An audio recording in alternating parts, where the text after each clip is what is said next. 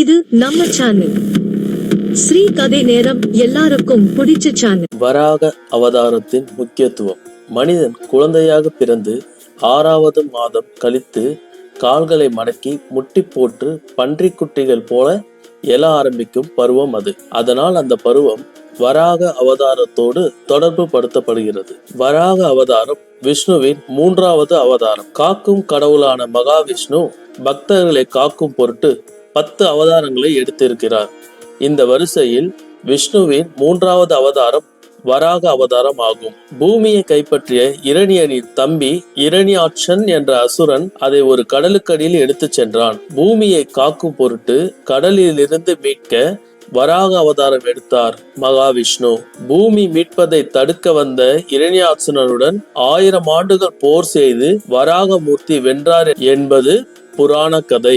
ராமாயணம், சடபாத பிராமணம், தைத்தரிய ஆரண்யகம் உள்ளிட்ட இலக்கியங்களில் வராக அவதாரத்தை பற்றி குறிப்பு உள்ளது. இந்தியா முழுவதும் பல பெருமாள் கோயில்கள் உள்ளன. அதில் வராக அவதாரத்தை பறைசாற்றும் விதமாக ஏரன் என்ற இடத்தில் குப்தர்கள் காலத்து வராக படிமம் உள்ளது. இதுவே தற்போது கண்டுபிடிக்கப்பட்ட படிமங்களில் மிகவும் தொன்மையானது. மாமல்லபுரத்தில் ஆதி வராக வடிவம் குடவரையாக செதுக்கப்பட்டுள்ளது. இது கிபி 7 மற்றும் 8ஆம் நூற்றாண்டை சேர்ந்ததாக இருக்கலாம் என கருதப்படுகிறது. மதுரை, திருப்பரங்குன்றம் மற்றும் காஞ்சிபுரம் கைலாசநாதர் கோயிலில் குடவரையாக வராகமூர்த்தி உள்ளார். இவை பல்லவர் மற்றும் சோழர் காலத்தில் அமைக்கப்பட்டதாக தெரிகிறது.